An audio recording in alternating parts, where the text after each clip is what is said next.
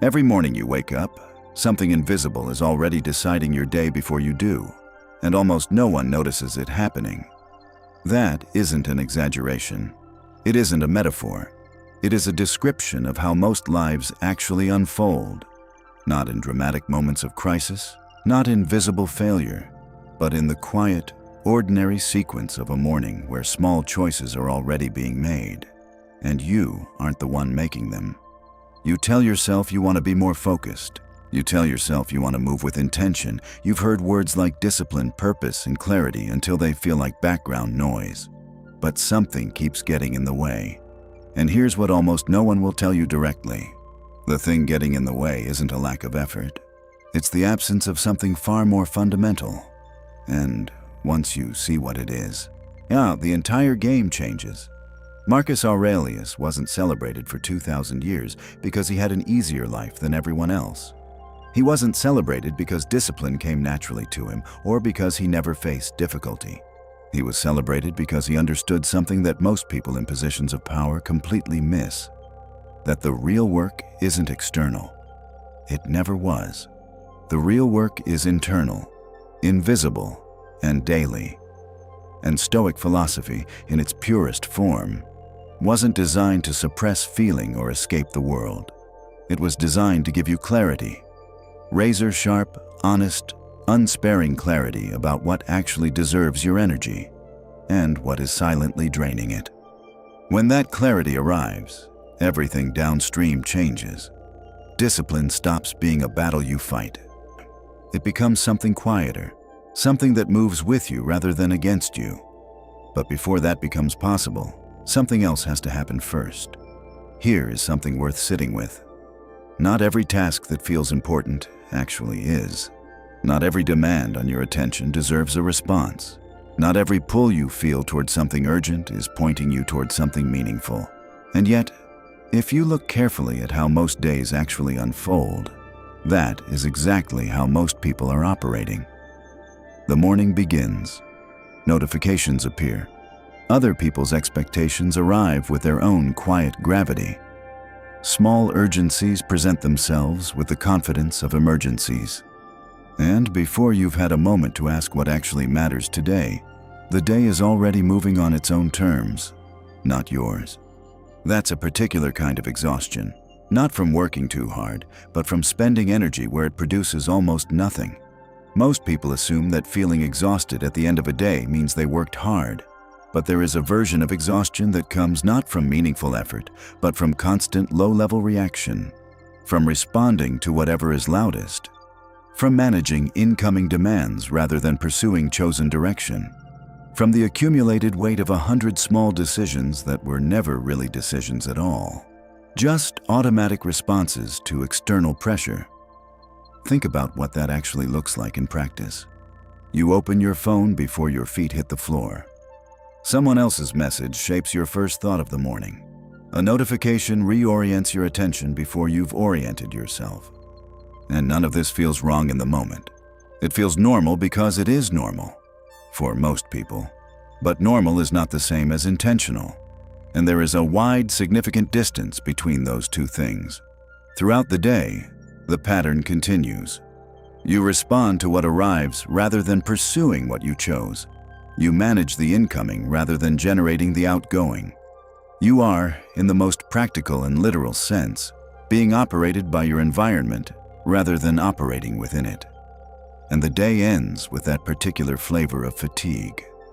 Not the clean, satisfied tiredness of meaningful effort, but the hollow, restless exhaustion of someone who moved constantly and arrived nowhere they actually wanted to be. And that pattern is costly. Not immediately, not in a single day, but across months and years. It produces something insidious, the sensation that you are working, moving, even improving, while your life, at a deeper level, is not moving in the direction you would actually choose. The question worth asking isn't whether you're busy. The real question is whether you're busy in the right direction, and whether you actually chose that direction or simply inherited it. That question is uncomfortable. It asks you to slow down long enough to evaluate not just your pace, but your bearing. Not just how fast you are moving, but where you are moving toward. And most people resist it, not because they don't care about direction, but because asking requires honesty, and honesty sometimes reveals that a significant portion of your daily life has been running on a kind of quiet autopilot. There is a phrase the Stoics used repeatedly: live according to nature. People misread this as a call to simplicity, to stepping away from complexity. But in context, it meant something more demanding and more specific. Live according to your nature, according to your rational capacity, according to what, when you apply genuine thought rather than simple reaction, you actually determine to be good and worthy of your time. Live chosen rather than imposed. Live decided rather than accumulated. That distinction between a life you chose and a life that simply assembled itself from your reactions is what direction really means, and it is where discipline finds its real foundation. Not in the ability to push through difficulty, though that matters, but in the clarity about where you're going in the first place. Because without that clarity, a discipline has nothing to hold. It's force with no target, energy with no channel, and it burns out faster than it should. Stoicism has a precise name for the antidote to this. It's called prohairesis, the capacity to choose your own orientation, to decide, not just respond, to lead your own attention rather than lend it to whoever makes the loudest request. That capacity doesn't activate by accident. It requires a deliberate act of stepping back, even briefly, and asking one clarifying question. What, when everything else is stripped away, genuinely matters here? Direction doesn't come from doing more. It comes from choosing what not to do. The moment you can answer that question honestly, not based on pressure or performance or what other people expect, something fundamental shifts. And from that shift, everything else begins. It's worth being clear about what this shift does and doesn't require. It doesn't require abandoning your responsibilities. It doesn't require a retreat from the world or a dramatic simplification of your life. What it requires is something much smaller and much harder: a willingness to regularly, even daily, return to the question of whether what you're doing reflects what you've actually decided matters. Whether your actions are pointed toward something chosen or just something convenient. Whether you are, in the most basic sense, living deliberately or by default. Most people never ask that question with any real seriousness. Not because they're incapable of it, but because the day keeps moving and the question keeps getting deferred, and eventually deferral becomes habit, and the habit becomes a life. A life that is full and busy and exhausting, and underneath all of that, vaguely directionless, moving fast without knowing why or toward what. The Stoics believed this was the central human error, not immorality, not weakness, inattention. The failure to regularly return to the question of what you're actually doing and why. Marcus Aurelius wrote the Meditations in large part as a weapon against his own inattention, as a daily practice of returning, in the midst of ruling an empire, fighting wars, managing crises, to the simple question: am I living what I believe? Are my actions today aligned with what I've determined, in my clearest moments, actually matters? That daily return is where direction lives, not in grand statements of purpose made once and then carried passively forward, in the repeated, ordinary practice of reorienting, of noticing the drift and correcting it, of choosing again and again, in small moments and large ones, where you actually want to go. There is a force you contend with every day that most people never name directly. It isn't laziness, it isn't weakness, it isn't even distraction in the way that word is usually used. It is something more specific than all of those. A subtle, persistent pull toward whatever requires the least of you. Toward comfort, relief, the gentle escape from any task that asks for sustained effort.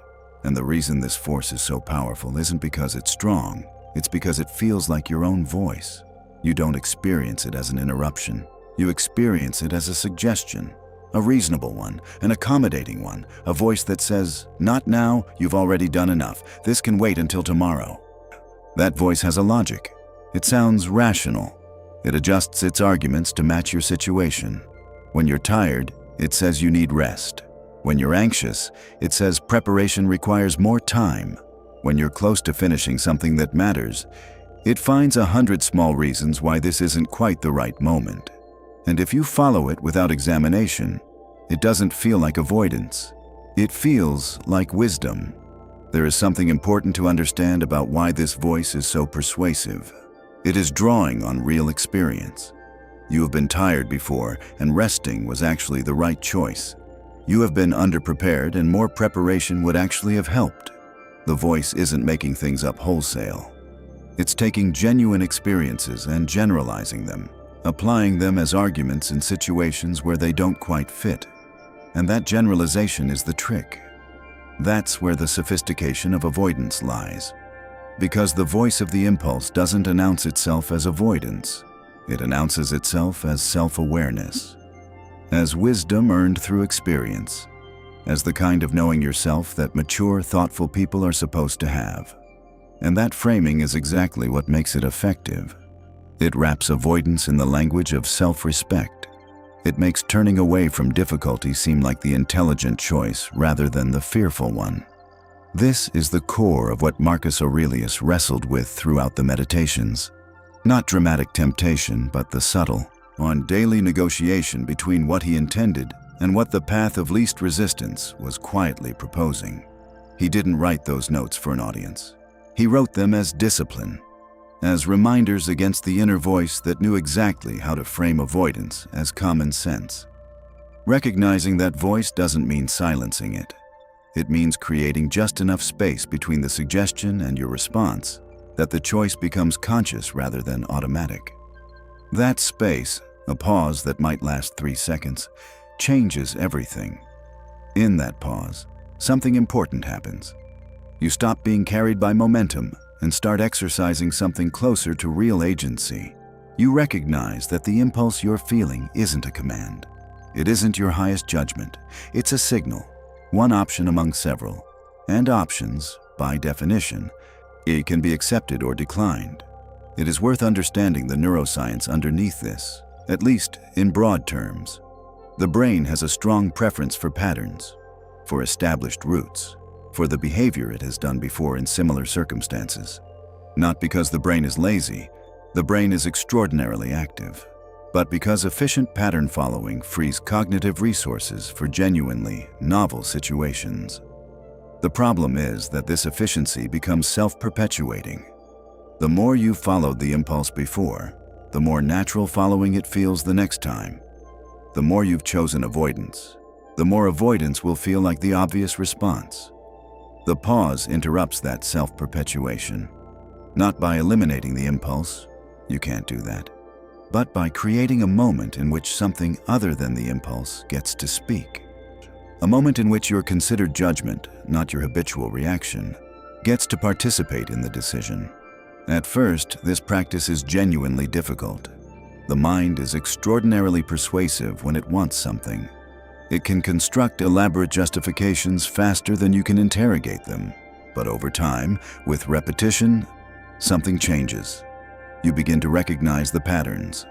The same arguments in slightly different costumes. The same suggestions wearing slightly different timing. And once the pattern is visible, it loses authority. Not entirely, but enough. Because patterns you can see cannot control you the same way patterns you cannot see can. Epictetus said it plainly. No one is free who cannot govern themselves. Not govern in the sense of rigid control. Govern in the sense of self-possession. Of not being entirely at the mercy of whatever impulse happens to arrive next. That self-possession doesn't come from suppression. It comes from understanding, from seeing the impulse clearly enough that it becomes one factor in your deliberation rather than the entire deliberation itself. And as that understanding deepens, a subtle change occurs. The impulses don't disappear. They continue arriving with the same regularity. But they lose something. They lose the feeling of inevitability. They begin to feel like suggestions rather than commands. And the moment something is reduced from a command to a suggestion, you've reclaimed the capacity to choose. You cannot stop impulses from arriving, but you can stop them from deciding. That shift is quiet. It doesn't announce itself dramatically. How? But it marks the beginning of a different kind of relationship with your own mind. One where you are not simply the passenger of your own reactions, but something closer to their observer. And from that observer's position, discipline becomes not a struggle but a practice. Something you return to. Something you build. Most conversations about discipline focus on what you do. This one is going to focus on something harder. What you prove to yourself by doing it. There is a gap that almost everyone who takes self-improvement seriously eventually confronts. A gap between what they know they should do and what they actually do. Between intention and action. Between the person they understand themselves to be and the person their behavior, in unobserved moments, actually reveals. That gap isn't a character flaw.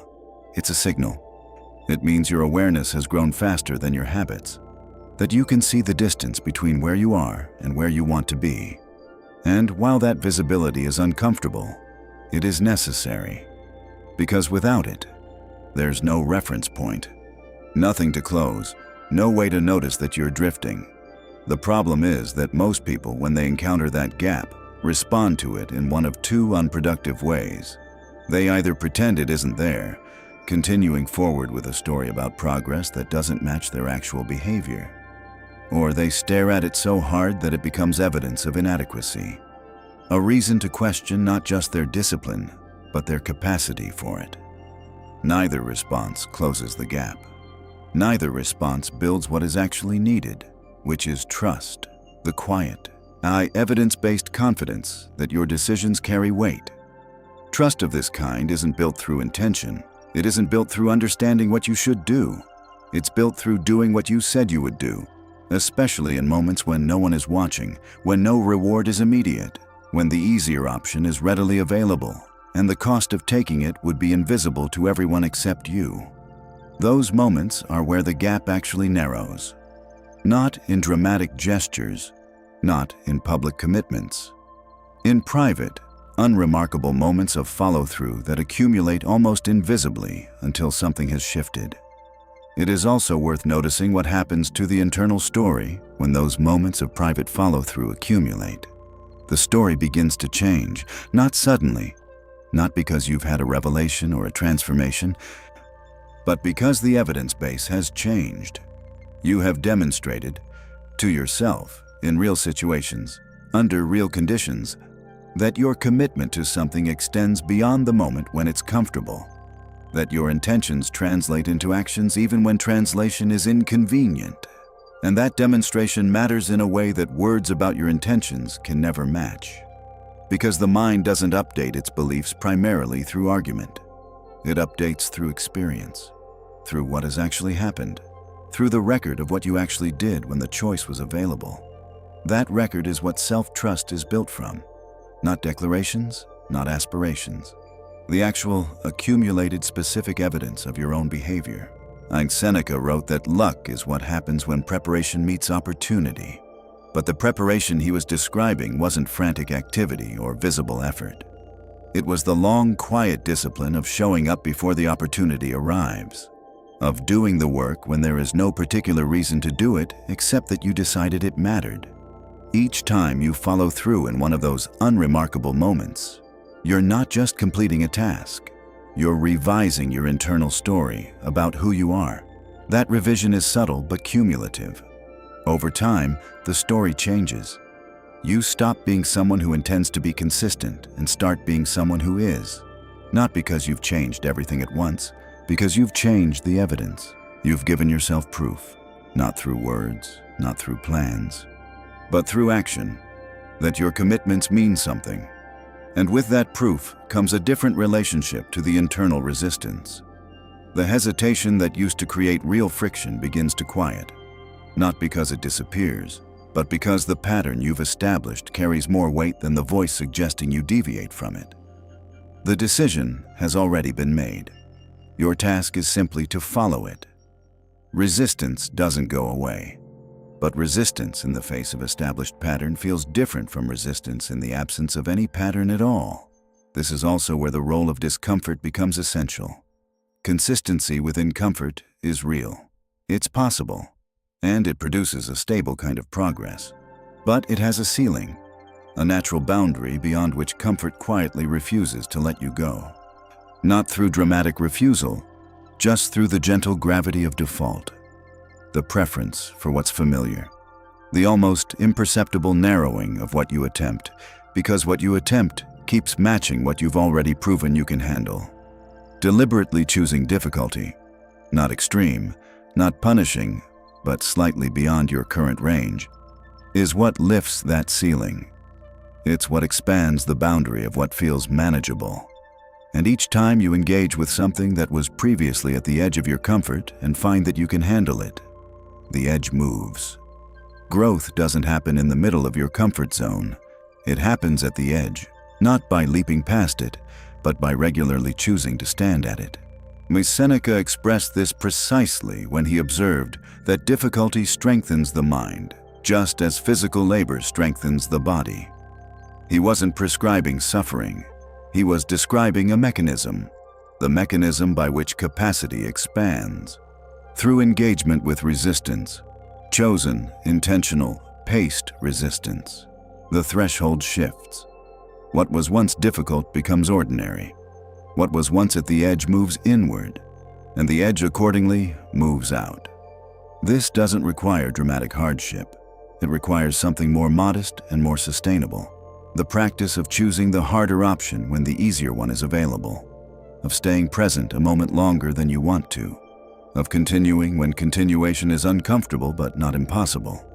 Small, deliberate, repeated choices at the edge of your current capacity. What is also worth noting is the relationship between this process and self-compassion, a word that gets misused in ways that actually undermine discipline. Self-compassion, properly understood, is not the same as lowering your standards or excusing every deviation from your intentions. It is the practice of responding to shortfalls without hostility, of seeing where you fell short, understanding why, and adjusting without attaching the failure to your fundamental worth. That kind of self-compassion is actually essential to sustainable discipline, because the alternative, treating every deviation as evidence of deep inadequacy, creates exactly the kind of fragility that collapses under real pressure. Over time, something shifts in how you identify. You stop seeing yourself as someone who avoids difficulty and start seeing yourself as someone who can handle it. That identity shift is not incidental. Identity shapes behavior more powerfully than intention. When you believe something about what kind of person you are, your actions begin to align with that belief almost automatically. The belief does part of the work, and the belief was built, not invented. It was built through the accumulated evidence of moments when you chose the harder option and survived it. Moments when discomfort arrived and you didn't retreat. Moments when the edge presented itself and you stood at it long enough to prove that standing there was possible. At some point in this process, you will encounter a specific kind of frustration. Not the frustration of failing to act, but the frustration of acting and finding the outcome unchanged. And how you respond to that moment will determine more about your long-term progress than almost any other single factor. Most people direct a significant portion of their energy, not at their own responses, but at the situations around them, at the circumstances, at the outcomes, at the behavior of other people, at the variables they cannot directly control. And that direction isn't arbitrary. It comes from a genuine desire to have impact, to see results, to make things better. But it produces a specific kind of drain, a kind of fatigue that isn't tied to output, but to the constant friction of trying to manage what cannot be managed. There is also something psychologically important happening in this pattern beyond the simple waste of energy. When you invest effort in trying to control outcomes that were never fully in your control, and those outcomes don't conform to your effort, the natural response is to interpret the gap as a failure of your effort. You conclude that you didn't try hard enough, or in the right way, or with enough consistency. And so you try harder, in roughly the same way, with roughly the same result. The outcome continues to vary because outcomes are variable by nature. But the cycle continues because the fundamental confusion between effort over your response and effort over the result has never been identified and corrected. Stoic philosophy doesn't offer comfort around this problem. It offers precision. The dichotomy of control, Epictetus's central contribution, is not a philosophical abstraction. It is a practical framework for energy management. It asks one clarifying question about every situation. Is this within your influence or outside it? Not to encourage passivity, not to justify inaction, but to direct effort where effort actually has leverage. When you try to control what you cannot control, you don't just waste energy, you fracture attention. You divide yourself between your response, which you can shape, and the outcome, which you cannot guarantee. Epictetus framed it with characteristic directness. Make the best use of what is in your power and take the rest as it happens. There is simplicity in those words, but also depth. They are not an instruction to lower your ambitions. They are an instruction to concentrate your ambitions, to focus effort precisely where effort can produce change and release the rest without resistance. What follows from that release is not passivity, but clarity. When you stop carrying the weight of what you cannot change, your focus narrows in a useful way. Your attention becomes more directed. Your effort becomes more precise. You act on your own responses, your own decisions, your own choices. And in doing so, your effectiveness actually increases. Not because the world becomes more cooperative, because you become less diluted. You cannot control what happens. You can control how prepared you are to meet it.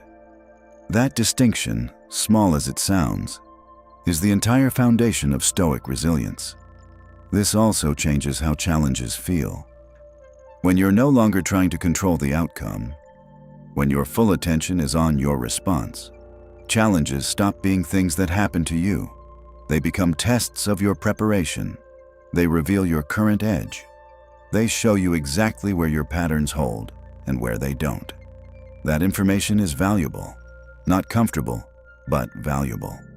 And over time, the practice of releasing what is outside your control becomes something it was hard to imagine at the beginning, a form of relief. Not resignation, not detachment, relief.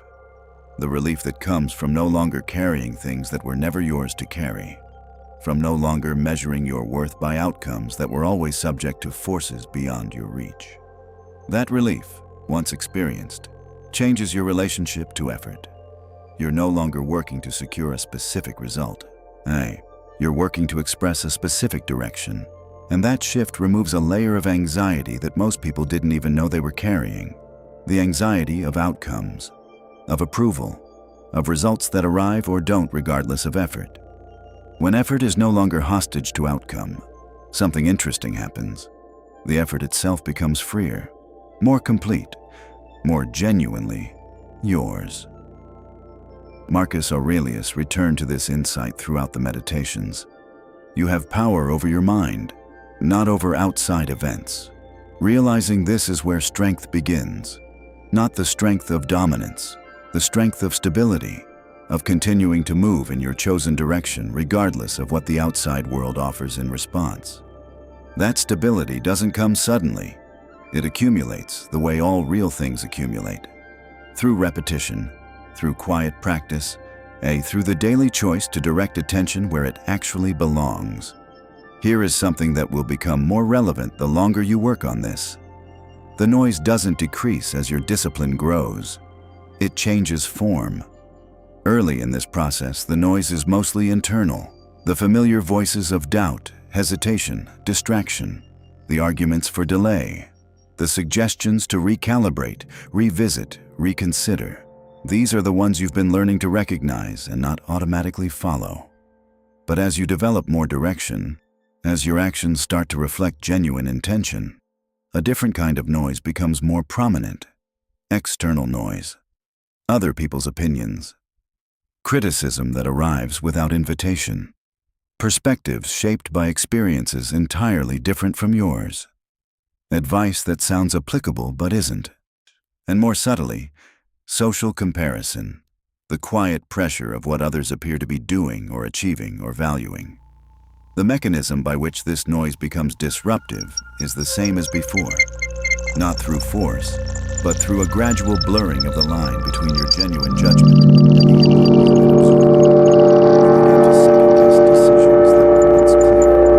You adjust direction based on feedback that doesn't actually align with your values. You move toward what's visible rather than what's chosen. And without noticing it, you've drifted. Not all noise deserves equal attention. Learning to filter is not about arrogance. It's about fidelity. Staying faithful to what you've already identified as the direction that matters. This doesn't mean ignoring feedback. Useful feedback exists.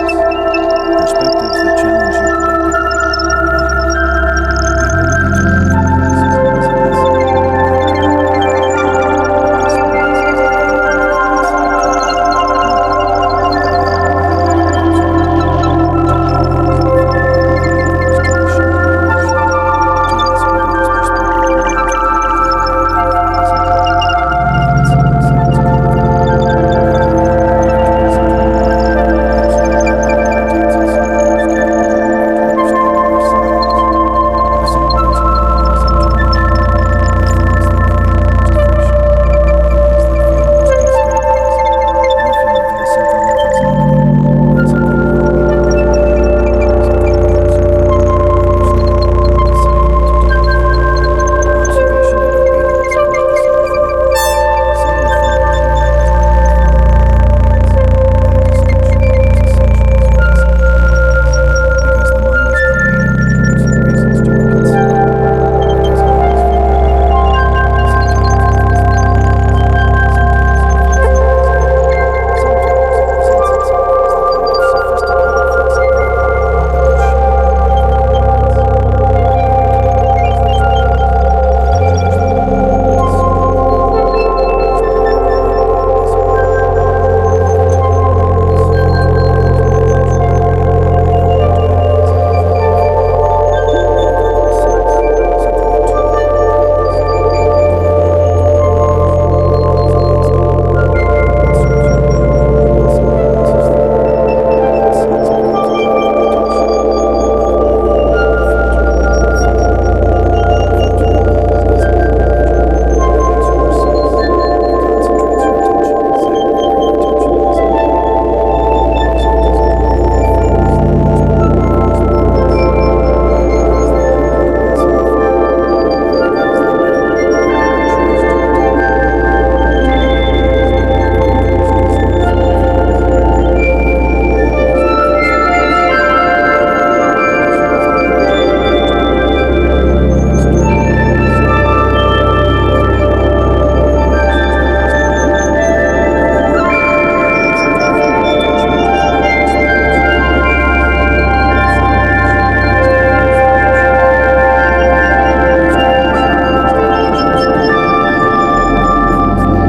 quiet. It doesn't force itself. It needs external validation. It produces something more durable, a sense of being genuine rather than performing, of being carried along by unanimous narratives about your life shifting, of having a direction that is actually yours. There is also a practical skill embedded in this that develops with practice, and that is worth naming explicitly: the skill of sitting with uncertainty about external perception while remaining certain about internal direction. Most people find this extraordinarily difficult at first, because the social environment provides continuous feedback about how others see you, and that feedback is hard to ignore. It activates real psychological discomfort, the same discomfort that evolution shaped to indicate social risk. Ignoring it entirely isn't possible and probably isn't desirable, but learning to hear it without being fully governed by it, to receive criticism, comparison, and contrary opinion as data worth considering rather than verdicts worth obeying, that is a learnable skill. It develops the same way all skills in this framework develop, through repeated practice of choosing alignment over approval, through enough instances of following your own considered judgment and finding that the consequences were manageable, sometimes difficult, sometimes uncomfortable, but manageable. That the fear of those consequences gradually loses its authority over your decisions. What separates people who talk about growth from people who actually grow is is usually not intelligence or talent or even effort. It's whether they're willing to look back honestly, not to judge what they see, but to use it. Reflection, in the Stoic tradition, wasn't an occasional indulgence in introspection. It was a daily practice. Marcus Aurelius kept his meditations not as a memoir or a philosophical treatise for public consumption, but as a running self-examination. A daily audit of where his intentions matched his actions and where they diverged. A record of the patterns he was trying to understand, not just the principles he admired. That kind of reflection requires something that most people find genuinely uncomfortable. The willingness to see your own behavior without the softening influence of self-justification. To look at a day, not the version you intended or hoped for, but the version that actually happened, and evaluate it against what you said you valued. Where did you act with intention? Where did you respond automatically? Where did you follow through on what mattered? And where did you quietly let it slide? Not to punish yourself for the answers, not to build a case against your character, but to understand, to see the patterns clearly enough that you can begin to adjust them. The gap between observation and judgment is the gap between growth and frustration. One creates information, the other creates a story about why information is evidence of failure. Carl Jung captured this with precision when he said, "Whoever looks outward dreams, whoever looks inward wakes." That awakening isn't dramatic. It doesn't happen in a single moment of revelation. It happens in the accumulated practice of turning attention inward, not to overanalyze, not to spiral into self-criticism, but to genuinely understand how your behavior is shaped and where the shape can be adjusted. As this practice develops, something important changes. Individual days stop feeling disconnected. They begin to form a continuous record. What you observe today informs how you approach tomorrow. What you adjust tomorrow shapes the day after that. The practice creates continuity, and continuity creates momentum. Not the urgent, sprint-paced momentum of intensity, but the quiet, compound momentum of direction maintained over time. Compound momentum doesn't feel impressive in any single moment, but over months and years. It produces outcomes that intensity alone never could. There is also an honesty required in this practice that must be distinguished from harshness. Honest reflection doesn't mean cataloging every shortfall or interpreting every deviation as evidence of inadequacy. It means accurate observation, seeing what happened without inflation in either direction, not minimizing the moments where you drifted, but not exaggerating them either, keeping the record clear, keeping the assessment grounded. Over time, this practice stops being something you do at the end of the day and starts being something woven into the day itself. You begin to notice in real time when you're drifting, when you're about to respond from habit rather than choice, when the impulse you're feeling is one you've seen before and already decided not to follow. And in noticing it in the moment, you can adjust without waiting for the retrospective audit. Awareness in the moment is faster than awareness after the fact. When you can see the drift as it starts, you have more choices than when you notice it after it's already shaped the day. This real-time quality of reflection is what makes discipline fluid rather than mechanical. You're not just following a checklist. You're not just enforcing a rigid routine. You're maintaining an ongoing attentiveness to whether your actions are aligned with your intentions and adjusting continuously rather than correcting occasionally. The result, over time, is a quality of self-knowledge that is genuinely useful, not self-knowledge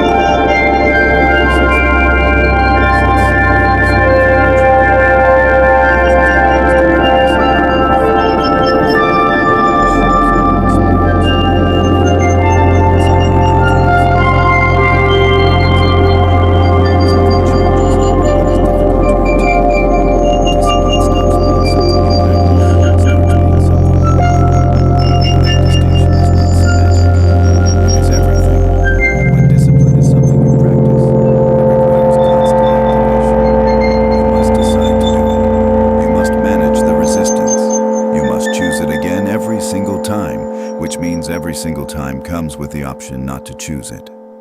There is always a negotiation.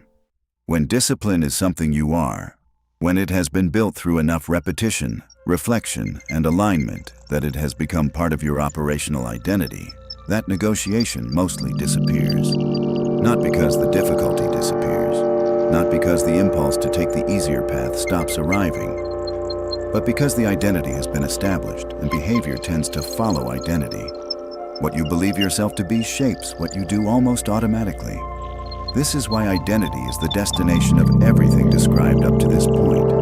Not just the habits, not just the patterns, the actual underlying belief about what kind of person you are, and whether that person shows up regardless of mood, condition, or convenience. The difference between motivation and discipline is this. Motivation asks how you feel. Discipline asks what you decided. Marcus Aurelius framed this simply and directly. Waste no more time arguing about what a good person should be. Be one. That instruction isn't dismissive of reflection or philosophy. It's a priority correction. At some point, understanding has done its work. At some point, you thinking about the principle must give way to embodying it. The discussion must yield to the practice, and the practice, repeated long enough, yields to identity. When that happens, the experience of effort transforms. Actions that once required deliberate initiation begin to feel natural. Not effortless, natural. The distinction matters because effortless implies absence of engagement, and this isn't about disengagement. It's about engagement that no longer fights itself. Effort directed cleanly toward what you've chosen, without the constant friction of internal negotiation. When your values and your actions are no longer pulling in different directions, the energy previously spent on that tension becomes available for the work itself. There's also a quality of ownership that arrives with this. You stop feeling like a passenger in your own life. Stop feeling like your days are happening to you while you try to manage the effects. You become the author of the direction, not the author of every outcome that was never available, but the author of where you're pointed and how you respond to everything you encounter along the way. That ownership creates something it's easy to undervalue. A sense of fundamental reliability. Not the reliability of always succeeding.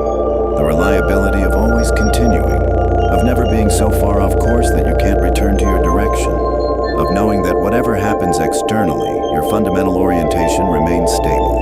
The confidence that emerges from this kind of discipline is unlike any other kind of confidence because it isn't dependent on outcomes. It isn't borrowed from results. It comes from a kind of intimate knowledge of yourself. The knowledge that you have shown up, repeatedly, under conditions that made showing up optional. That you have chosen the harder thing when the easier thing was available. That your commitments have weight because you've proven they do. That proof is the most durable foundation you can build.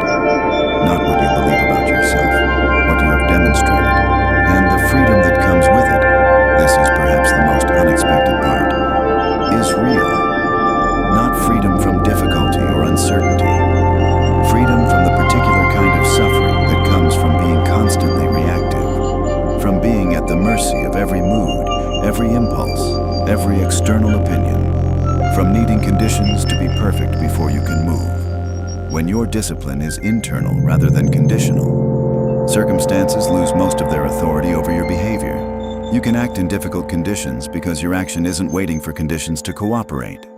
You can continue in uncertainty because your direction doesn't require certainty to be valid.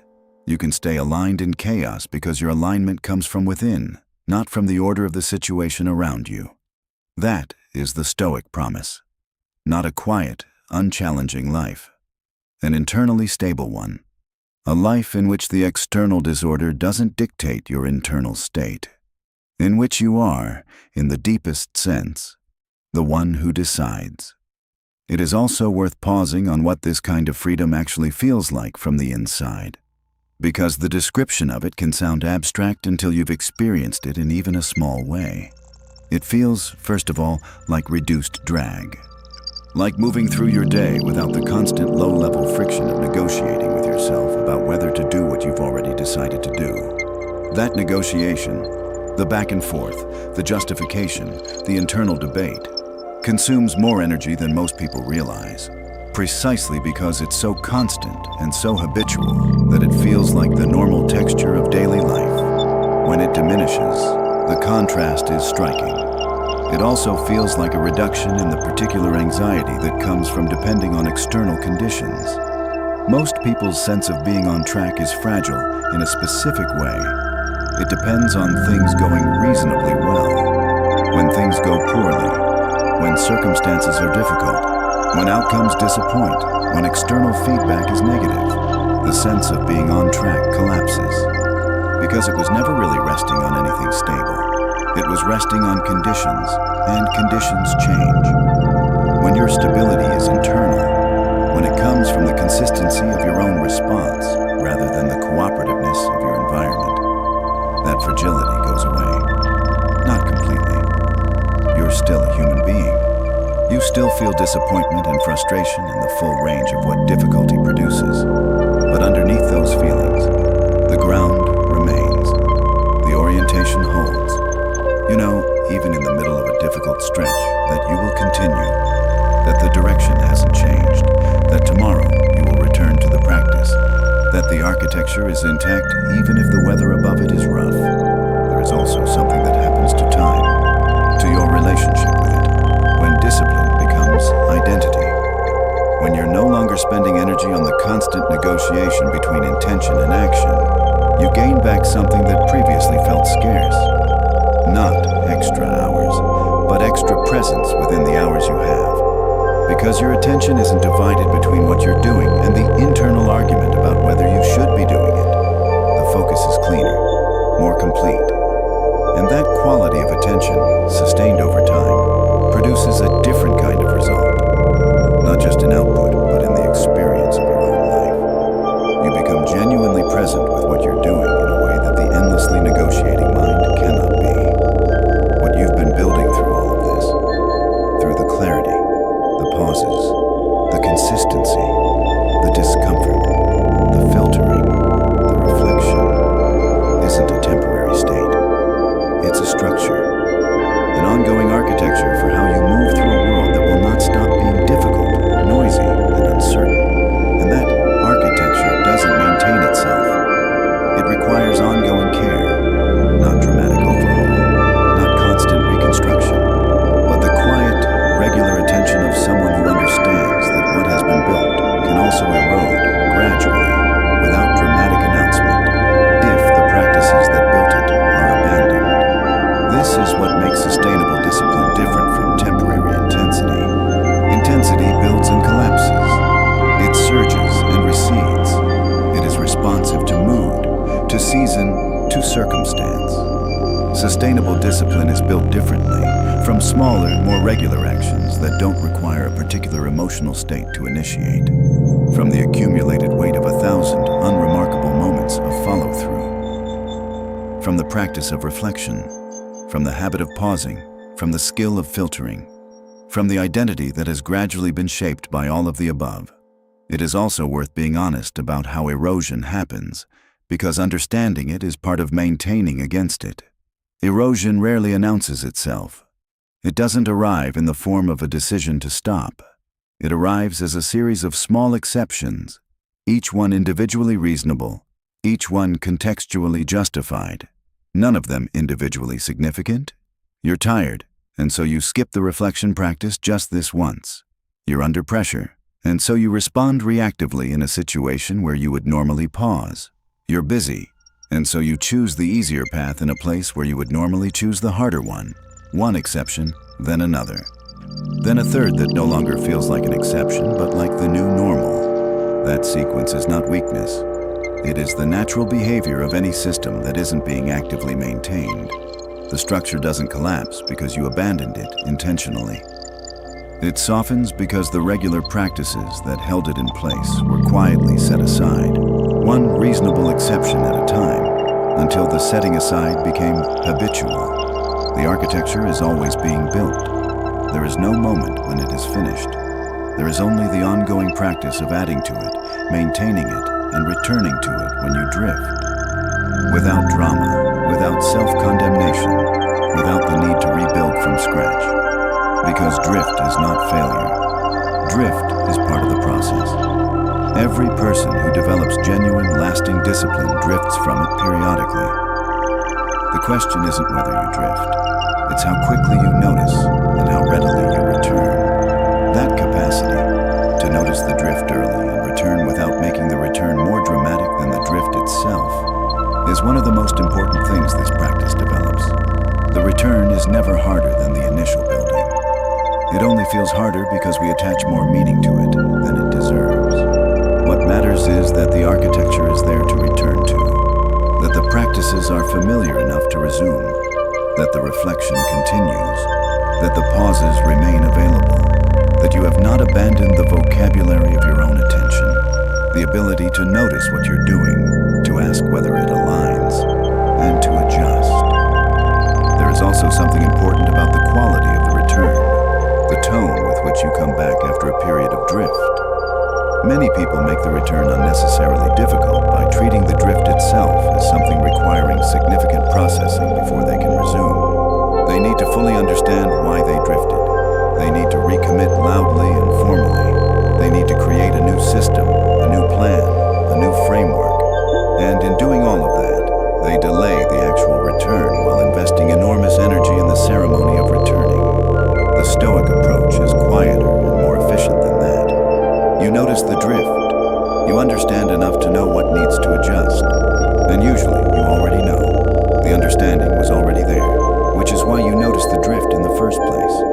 And then you simply return. Without ceremony, without extended self-examination, without making the moment heavier than it needs to be. You resume the practice. You take the next step in the direction you had chosen, and in that act of resuming, the architecture reasserts itself. Not because you rebuilt it, because you return to it. That ongoing capacity is not heroic. It doesn't require extraordinary willpower. It requires something quieter and more accessible. Consistency in small practices, honesty in observation, and the settled understanding that this work, the work of building and maintaining an internal structure, is the most important work you will ever do. Not because it makes you better than anyone else, because it makes you genuinely yourself, because it ensures that the life you're living, the direction you're moving in, the choices you're making, the person you're becoming, is actually one you chose, not one you inherited by default, not one shaped by the loudest voices, not one running on autopilot, reactive and unchosen, a life directed by your own considered judgment about what matters. That's what Marcus Aurelius was describing in those private notes that were never meant to be published. Not philosophy for an audience, self-governance in practice, the daily, unglamorous, essential work of making sure that the one life you have is actually the one you intended to live. Stoicism was never about becoming invincible. It was about becoming intentional. And intentional doesn't mean perfect. It doesn't mean certain. It doesn't mean unaffected by difficulty or loss, or the ordinary confusion of being a human being moving through an uncertain world. It means choosing, with as much clarity and as much honesty as you can bring to each moment, how to engage with that world, how to direct your attention, how to spend your energy, what to let pass and what to pursue, what to carry and what to set down. The Stoic philosophers didn't promise that following this path would remove hardship from your life. They promised something more nuanced and ultimately more valuable, that it would change the kind of hardship you encounter. Instead of the grinding, directionless suffering of someone carried by their circumstances, you would face the clean difficulty of someone who has chosen a challenging direction and is navigating it deliberately. That is a different quality of struggle entirely. It has meaning, it has shape.